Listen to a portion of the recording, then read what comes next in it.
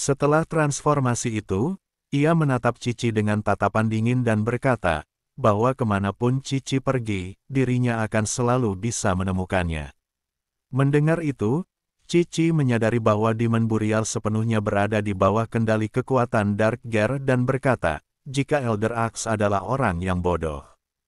Namun, Elder Axe atau kini Demon Burial tersenyum, lalu dengan tenang ia meletakkan tangannya pada Dark Gear dan menantang Cici dengan berkata, apakah Cici meremehkannya? Elder Axe juga berkata, jika dendam yang dirinya pikul membuat kekuatan kegelapan itu tidak berarti apa-apa bagi dirinya. Setelah berkata demikian, dengan kekuatan penuh ia merobek Dark Gear dari tubuhnya, bahkan mengorbankan sebagian kulitnya. Pemandangan mengejutkan terjadi, Elder Axe kini sepenuhnya berubah menjadi seorang perempuan yang luar biasa cantik, yang merupakan bentuk asli dari Demon Burial. Dalam wujud sejatinya, Demon Burial merasa segar dan tak tergoyahkan oleh pernyataan Cici yang bertekad menghancurkannya hari itu juga. Cici, dengan penuh keyakinan, kemudian memanggil senjata supernya, Hoof Armor dari monster legendaris Phantom Horse King, yang ditempa langsung oleh Dwarf King. Armor ini mampu meningkatkan kecepatan penggunanya 10 kali lipat dan memberikan efek Swift as Wind. Melihat hal tersebut, Demon Burial kemudian mengangkat kampaknya dan menyuruh Cici untuk mendekat sembari mencibirnya wanita bau. Akan tetapi, Cici dengan kecepatan luar biasa tiba-tiba muncul di belakang Demon Burial sambil menggunakan teknik Mist Hop, hingga menciptakan ledakan besar yang menghancurkan radius 100 meter di sekitar mereka dan meninggalkan lubang besar di tanah. Cici kemudian bergumam, bahwa Elder Axe sudah mati, jadi dirinya tidak perlu menunjukkan belas kasihan kepadanya, karena semua itu sudah berakhir. Tapi, alih-alih kemenangan, Cici terkejut melihat pedang Phantom Sword-nya hancur berkeping-keping. Setelah itu, Demon Burial muncul dari reruntuhan, bahkan tidak terluka sama sekali. Ia tersenyum sinis dan berkata, awalnya tubuhku terasa kaku, jadi aku tak bisa menangkis beberapa seranganmu, tapi jika kau mampu melukaiku, itu berarti kau cukup kuat dan pantas dipuji. Apa kau punya trik lain? Ucap Demon Burial. Sementara itu, Cici masih berpikir tentang Phantom Horse King yang hanya sedikit melukai Demon Burial, padahal Phantom Horse King bisa berlari sejauh 100.000 km sehari tanpa lelah. Di sisi lain, Demon Burial yang tak kunjung mendapat jawaban dari Cici berkata, bahwa jika Cici tidak memiliki trik lain, dirinya akan memulai melakukan pemanasan. Setelah berkata seperti itu, Demon Burial kemudian mulai melakukan pemanasan, sembari menyuruh Cici untuk memikirkannya baik-baik, karena ia akan menunggunya. Mendengar hal tersebut, Cici seketika langsung menggertakkan giginya dan dengan marah berkata, bahwa Demon Burial terlalu sombong. Setelah berkata demikian, Cici kemudian memanggil dua senjata tambahan dari ruang penyimpanannya, dan dengan kekuatan Weapon Fusion, ia menggabungkan Stalactite Spear, tombak legendaris yang ditempa selama 1000 tahun oleh Dwarf King dari stalaktit langka, dan Insect Skid, sabit mematikan yang juga ditempa oleh Dwarf King menggunakan permata Insect King Mantis Sickle, yang menghasilkan senjata gabungan yang lebih kuat dan penuh aura kehancuran. Namun, Cici tidak berhenti sampai di situ. Ia memanggil senjata legendaris lainnya yang bernama Tulhuken, tongkat yang memutarbalikkan ruang dan waktu dengan kekuatan luar biasa, serta Explosive Knife, pisau destruktif yang mampu melepaskan energi inti bumi dengan ledakan terus-menerus. Di sisi lain, Demon Burial tetap tenang seperti sedang melakukan pemanasan, sama sekali tidak terpengaruh oleh amarah dan kepercayaan diri Cici. Namun, Cici yang masih belum puas dengan senjata yang dirinya keluarkan, ia kembali memanggil Snow Silkworm Shield, sebuah perisai super, yang ditempa dari kepompong suci Silkworm salju putih oleh Dwarf King. Perisai ini dikenal karena ketangguhannya dan kemampuannya untuk mengeluarkan semburan udara dingin yang membekukan. Akan tetapi, Demon Burial hanya berdiri diam, seolah meremehkan semua kekuatan yang dipamerkan Cici. Melihat hal tersebut, Cici kemudian berpikir, menggunakan Stalactite Spear untuk meningkatkan kekuatan Insect Skid, kemudian memutar ruang yang diciptakan melalui tulhu, dan membiarkan eksplosif knife meledak di dalamnya untuk melepaskan energi inti bumi. Meskipun aku ingin mempertahankan energi lebih lama, aku hanya bisa menahan ruang paling lama 1 menit. Jika aku mengenakannya lebih lama, pikiranku akan diserbu. Bagaimanapun juga, ini hampir seperti Destruction Sorcery. Setelah memikirkan itu, Cici kemudian memanggil senjata terkuatnya, Hammer of All, palu legendaris yang ditempa dari tulang fosil Mammoth Lord oleh Dwarf King. Dengan berat 100 ton, bahkan pukulan biasa dari palu ini dapat menghasilkan kehancuran yang luar biasa. Cici lalu mengayunkan senjata raksasa itu ke arah Demon Burial, bertekad untuk mengakhiri pertarungan ini dengan satu serangan mematikan.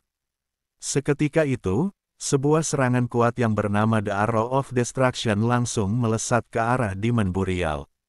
Namun, Demon Burial yang melihat serangan tersebut hanya tersenyum. Setelah itu, Demon Burial langsung menggunakan teknik splitting cut-nya untuk melawan serangan milik Cici, dan teknik tersebut pun berhasil membelah serangan itu menjadi 2. Melihat hal itu, Cici menyadari bahwa jika ia tidak segera bertindak, nyawanya akan melayang. Tanpa ragu, ia mengerahkan sihir abis, memanggil 7 pedang penjaga yang tiba-tiba muncul di hadapannya sebagai perisai. Namun, pertahanan itu tidak cukup. Serangan Demon Burial menerobos pertahanan yang baru saja Cici buat, dan menghancurkannya hingga terluka parah. Dalam waktu singkat, hanya 8 detik, Demon Burial berhasil mengalahkan Sang Sword Saint dengan mudahnya. Melihat lawannya terkapar, Demon Burial merenung, apakah dirinya benar-benar sekuat itu, namun, rasa puas tidak terlihat di matanya. Bagi Demon Burial, pertarungan ini hanyalah pemanasan, karena pertempuran sesungguhnya masih menanti. Dengan menggunakan kapak iblis miliknya, ia mulai mencari seseorang yang tak memiliki hati. Kapak itu pun memungkinkannya melihat hingga ribuan mil jauhnya, dan setelah beberapa saat, tiba-tiba ia menangkap pemandangan sebuah rumah yang berdiri di tengah kehampaan. Itu adalah rumah Leping, tempat Leping dan Elizabeth tinggal. Melihat itu, ia merasa bersemangat dan berseru bahwa ia akan segera menuju ke sana sekarang juga. Sementara itu di dalam rumah Leping, Elizabeth terlihat sedang bersantai sambil menyandarkan tubuhnya di sofa. Memang lebih baik pulang dan menyalakan AC, menonton televisi, dan makan keripik. Aku benar-benar harus menyerahkan semua urusan menguasai dunia yang merepotkan itu padamu, ucap Elizabeth. Di sisi lain, Leping tampak frustrasi. Tubuh dan pikirannya terasa lelah setiap kali ia harus keluar rumah. Ia bertanya-tanya, apakah menjadi penguasa dunia benar-benar takdirnya? Mendengar hal tersebut, Elizabeth lalu menatapnya dan berkata, bahwa mereka harus melakukan apa yang sudah mereka sepakati. Elizabeth juga menyuruh Leping untuk jangan khawatir, karena dirinya akan membantunya. Meski begitu, Leping tetap kesal. Ia belum bisa melupakan kejadian di Guild Sword Saint yang dipicu oleh tindakan Elizabeth.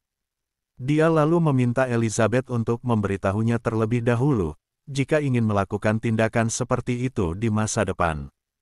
Beberapa waktu sebelumnya, Elizabeth telah membunuh salah satu tetua guild, yang membuat Presiden Guild, Elder Sword, terkejut dan segera memberikan peringatan kepada semua anggota.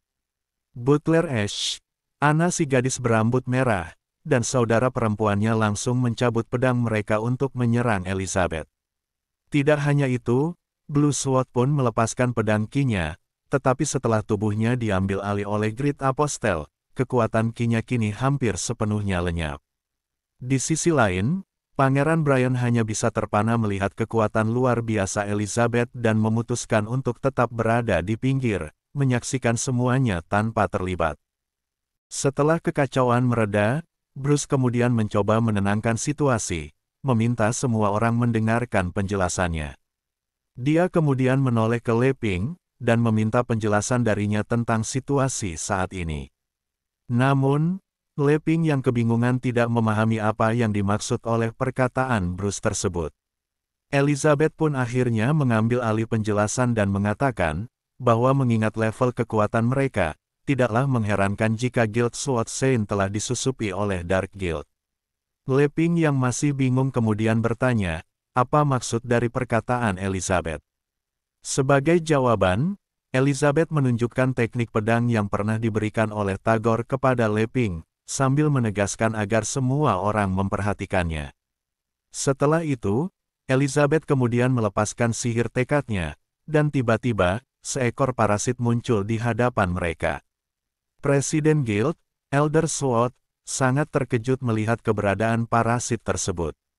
Parasit itu, yang menyadari bahwa keberadaannya telah terungkap, mulai memikirkan langkah selanjutnya, dan ketika melihat Leping yang tampak seperti target mudah karena tidak memiliki sihir, parasit itu langsung menyerangnya.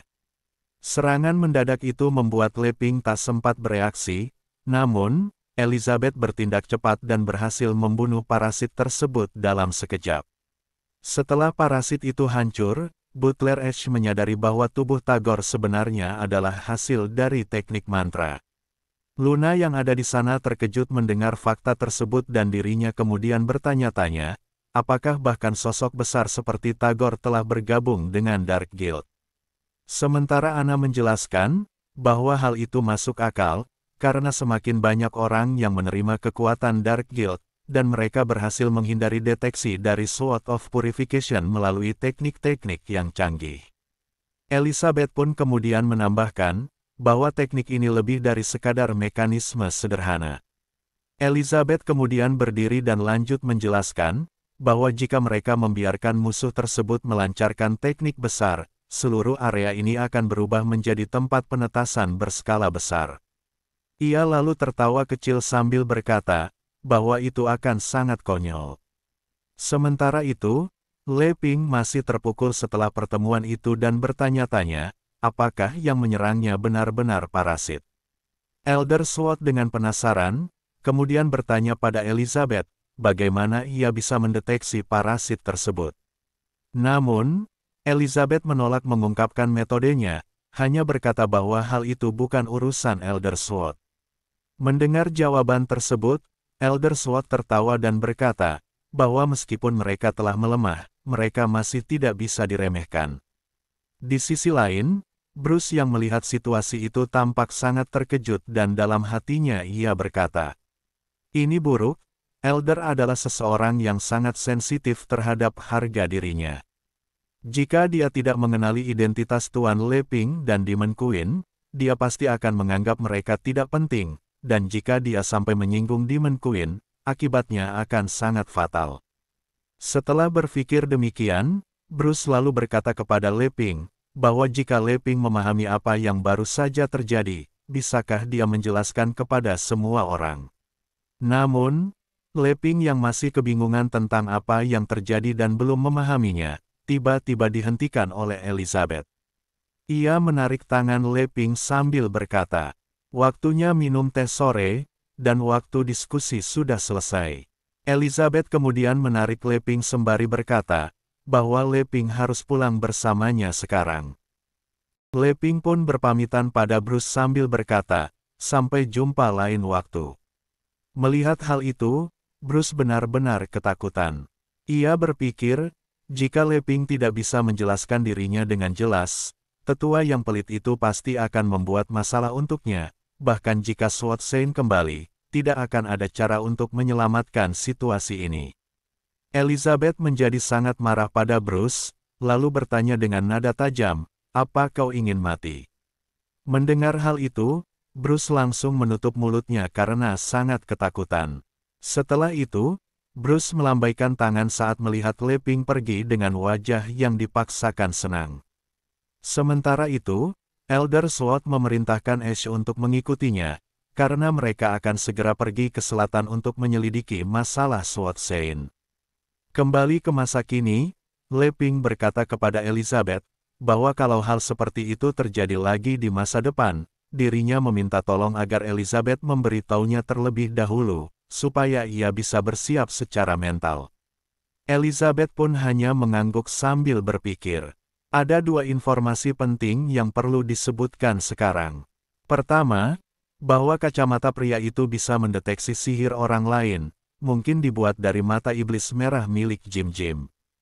Kedua, kekuatan sihir pria itu berbeda dengan milik Dark Guild, dan itu jelas ada kekuatan jahat lain di luar Dark Guild yang sedang bergerak.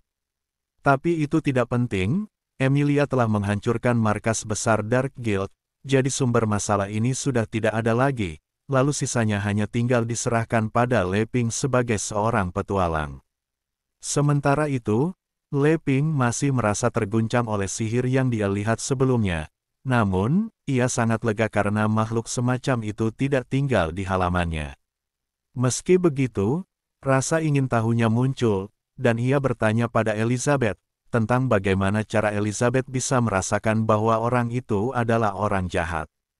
Leping juga menyuruh Elizabeth untuk mengajarinya kemampuan itu. Tapi, kemudian ia menyadari, bahwa itu pasti bentuk sihir yang memerlukan kekuatan magis, sesuatu yang tidak ia miliki bakatnya. Elizabeth yang mendengar itu pun mengerti kebingungan Leping dan kemudian berpikir.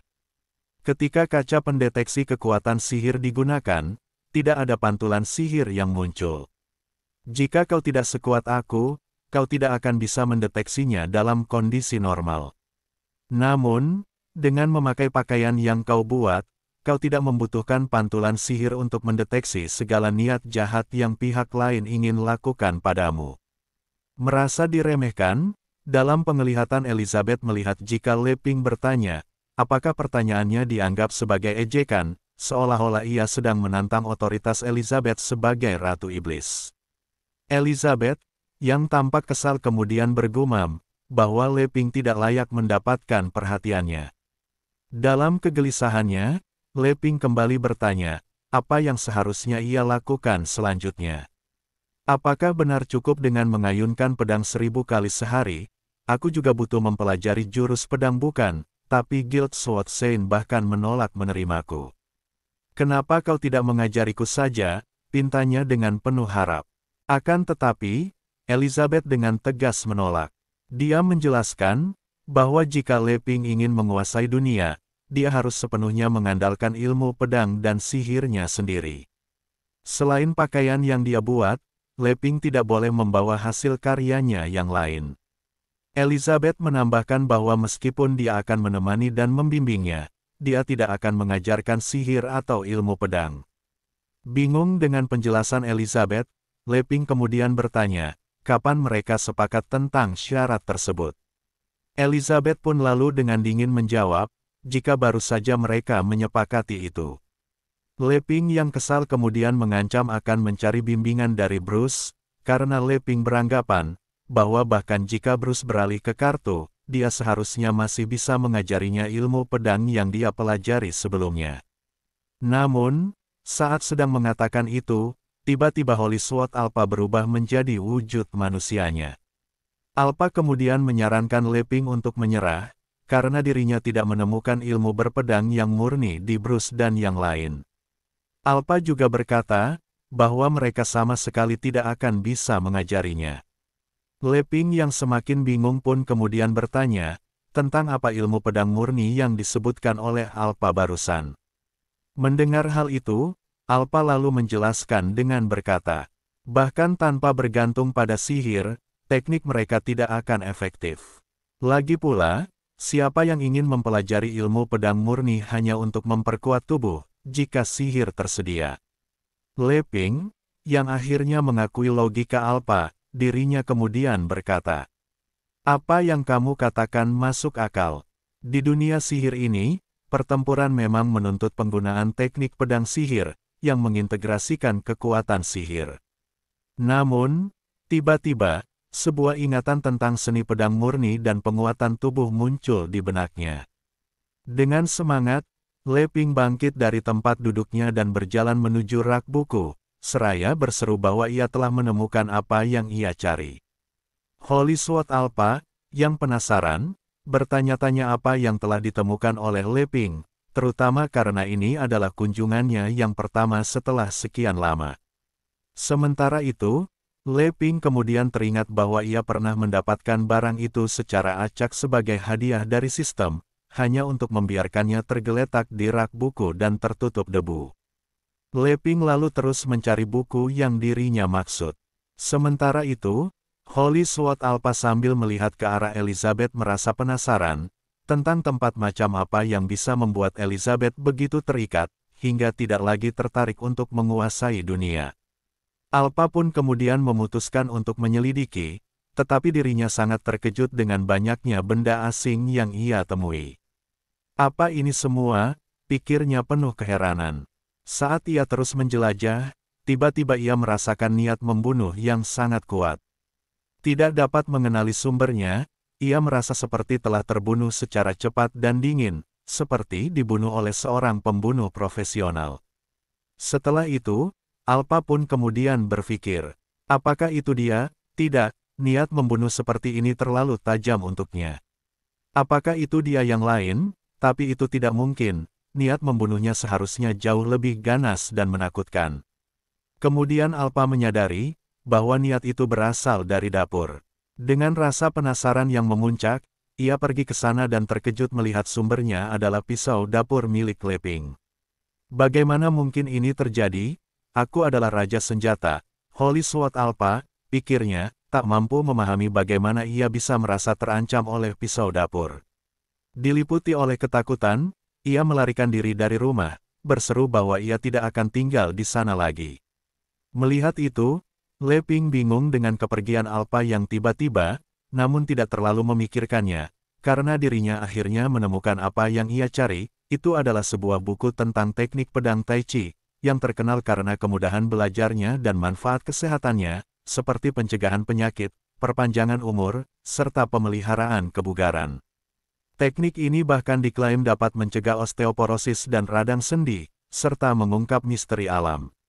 Leping terkejut mengingat betapa ia sebelumnya mengabaikan buku itu, tapi kini, ia menemukan bahwa buku tersebut sangat berguna. Buku itu menjelaskan 13 gerakan pedang Tai Chi yang tampak sederhana dan dapat dipelajari oleh siapa saja, tanpa memerlukan sihir. Kini Leping benar-benar penasaran, apakah teknik-teknik tersebut efektif dalam pertempuran. Dengan penuh antusiasme, Leping meminta Elizabeth untuk membantunya mempelajari ilmu pedang itu. Namun, Elizabeth, yang merasa mengantuk setelah makan terlalu banyak keripik, menolak permintaan Leping. Sambil menguap, Elizabeth pun berkata, "Pergilah bermain sendiri, aku ingin berbaring sebentar." Kecewa dengan tanggapan Elizabeth, Leping kemudian berkata, "Kalau begitu, aku akan keluar mencari Alpha dan mencoba teknik ini sendiri." Setelah Leping pergi, Elizabeth kemudian tersenyum kecil dan berpikir, "Kau tak akan bisa menguasai ilmu pedang secepat itu. Aku akan membiarkanmu berlatih pelan-pelan dan tanpa arah, dan ketika kau mentok dan tak tahu harus bagaimana, aku akan datang dan menunjukkan caranya. Saat itulah, aku akan membuktikan keunggulanku padamu." Sementara itu, Leping yang sudah keluar dari rumah, dirinya mulai memanggil nama Alpha untuk mencoba mencari keberadaannya. Namun, tiba-tiba dia menyadari bahwa Alpha telah berubah kembali ke bentuk pedangnya. Bingung, Leping lalu memperingatkan Alpha dengan berkata, "Jika kau tidak menjawab, aku akan menganggapnya sebagai izin untuk mulai berlatih." Karena tidak ada tanggapan dari Alpha, Leping membuka buku pedang Tai Chi itu dan mulai mempraktikkan gerakan pertama, yang bernama Like a Dragonfly to Sing the Water. Sementara itu, 300 km jauhnya, Thoth Immortal, seorang leluhur iblis bintang tingkat 3 yang pernah muncul sebagai katak di awal cerita ini, terlihat sedang dalam kondisi kritis. Tubuhnya berlumuran darah dan dipenuhi oleh luka. Dia tengah bertarung melawan Demon Burial, musuh yang mematikan. Berusaha keras bertahan, Thoth Immortal kemudian menggunakan teknik kabut asam perut untuk menyerang Demon Burial, namun, serangan itu sama sekali tidak mempan kepadanya. Dengan nada dingin, Demon Burial pun kemudian berkata, "Selama aku bisa membunuhmu, yang lain pasti akan menyerah tanpa melawan." Setelah berkata demikian, Demon Burial lalu menggunakan teknik hopping shoot, menghantam Thoth Immortal hingga terpental jauh melintasi medan pertempuran. Dengan satu pukulan mematikan, Demon Burial berhasil menciptakan lubang besar di dada Thoth Immortal, membuat Thoth Immortal kini dalam kondisi sangat buruk, hingga seluruh tubuhnya dipenuhi luka dan darah. Namun, meski begitu, Demon Burial tampak kagum setelah menyadari bahwa begitu banyak monster tingkat tinggi yang menjadi pengawal setia Elizabeth. Sambil tersenyum sinis, ia kemudian berpikir, bahwa tak heran jika dia bisa bersembunyi dengan begitu sempurna. Setelah itu, Demon Burial bersiap melancarkan serangan terakhir untuk menghabisi Thoth Immortal. Dengan nada penuh ancaman, ia lalu berkata, "Mulai hari ini, hari-hari damai kalian akan berakhir."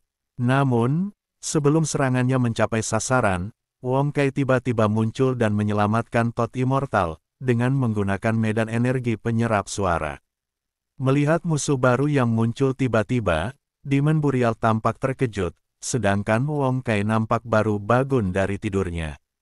Melihat Wong Kai terbangun, Thoth Immortal menghela napas lega dan berkata, "Karena kakakku yang tercinta telah tiba, aku akan mundur dulu." Setelah berkata demikian, ia menghilang dari tempat itu. Namun, Demon Burial tidak gentar dan memperingatkan Wong Kai dengan suara dingin. "Minggir dari jalanku jika kau tidak ingin mati." Akan tetapi, Wong Kai tanpa gentar, mulai memeriksa daftar sistemnya dan menemukan bahwa nama Demon Burial tidak terdaftar dalam daftar putihnya. Setelah menilai tingkat ancaman sebagai yang level tinggi, Wong Kai kemudian dengan nada tegas berkata, "Jangan ganggu kehidupan tuanku. Berdasarkan hukum tertinggi, aku akan mengeliminasi ancaman ini." Setelah berkata demikian, Wong Kai kemudian mengaktifkan level pertahanan 3, dan langsung meluncurkan serangan berupa hujan misil yang menghantam tempat itu dengan kekuatan luar biasa. Sementara itu, di tempat lain, Le Ping terus melatih keterampilan pedangnya. Setelah berlatih dengan tekun dalam waktu yang cukup lama, akhirnya ia berhasil menguasai tekniknya. Dengan percaya diri, ia berpikir, jika ternyata teknik tersebut tidak sesulit yang dirinya bayangkan. Namun, ketika ia menyelesaikan latihannya, tiba-tiba Holy Sword Alpha muncul dan berubah menjadi wujud manusianya. Le Ping yang terkejut kemudian bertanya dengan berkata, "Kenapa kau baru muncul sekarang? Bukankah aku sudah memanggilmu sejak lama?" Mendengar hal itu, Holy Sword Alpha lalu menjawab dengan tenang, bahwa dirinya baru saja selesai memulihkan diri sepenuhnya. Le Ping kemudian tersenyum puas dan berkata, jika Alpha datang di waktu yang tepat, karena dirinya butuh saran dari Holy Sword Alpha tentang teknik pedangnya. Alpha yang bingung kemudian bertanya kepada Le Ping, teknik pedang macam apa yang dimaksud oleh Le Ping. Dengan santai, Le Ping menjawab, "Jangan khawatir. Aku tahu kalau jurus pedang Tai Chi itu hanya untuk memperkuat tubuh, bukan untuk pertempuran. Tapi setelah mencobanya sekali, tubuhku terasa segar seperti terlahir kembali." Di sisi lain, Holy Sword Alpha mulai mengingat saat dirinya dikejar-kejar oleh begitu banyak senjata mengerikan di rumah Le Ping, hingga salah satu senjata itu bahkan cukup kuat untuk mengalahkannya. Ketakutan akan kehilangan jiwanya, Alpha lalu berlari keluar rumah karena tak ingin berlama-lama di tempat mengerikan itu. Namun, ia juga menyadari, bahwa ketika sebuah senjata mengakui kekalahannya, auranya menghilang dan ia akan kembali ke bentuk aslinya. Begitulah Holy Sword Alpha berubah kembali menjadi pedang biasa. Alpha merasa sedih karena disadarkan bahwa ia baru saja ditekan hingga kembali ke wujud aslinya, hampir kehilangan jiwanya, dan terancam menjadi alat biasa. Padahal, ia adalah puncak dari segala senjata, legenda yang dikenal sebagai Holy Sword. Alpha kemudian bertanya-tanya, mengapa dirinya sampai takut pada pisau dapur. Jika saja Le Ping tidak mengambilnya untuk berlatih pedang beberapa saat yang lalu, mengembalikan auranya meskipun hanya sedikit, mungkin Holy Sword Alpha sudah terdegradasi menjadi alat untuk memotong kayu. Le Ping secara tidak langsung menyelamatkannya dengan ilmu pedang yang tak ia pahami, lalu malah meminta bimbingan darinya. Namun, Alpha salah paham, berpikir bahwa Le Ping ataupun Elizabeth tidak membutuhkan dirinya. Ia merasa dirinya hanya dianggap sebagai rongsokan atau besi tua saja. Dengan air mata, Alpha kemudian meminta maaf kepada Le Ping, mempertanyakan arti keberadaannya, bagaimana ia tercipta, dan mengapa ia berada di sana. Penuh kebingungan, ia kembali ke wujud pedang dan terbang meninggalkan tempat itu, tak tahan dengan rasa takut dan malu. Leping hanya bisa melongo, bingung bagaimana ia bisa belajar ilmu pedang tanpa pedang. Sementara itu, di sisi lain, Demon Burial mencoba menghindari serangan dari Wong Kai dengan gesit. Namun, ia tiba-tiba bertanya pada Wong Kai, apa Wong Kai benar-benar mau menjadi budak seumur hidupnya. Demon Burial lalu mengajak Wong Kai untuk bekerja sama, agar bisa menghancurkan tempat tersebut, lalu membagi wilayah dengan adil. Namun, Wong Kai nampak tidak peduli dengan hal itu. Demon Burial kemudian melayang ke udara dan berkata kepada Wong Kai, bahwa jika dia tidak tahu cara menghargai tawaran ini, itu bukan berarti dia takut padanya. Kemudian, dia menggunakan jurus andalannya, Hopping Shoot, dan seketika itu, aura hitam melesat dengan cepat ke arah Wong Kai yang berada di bawah.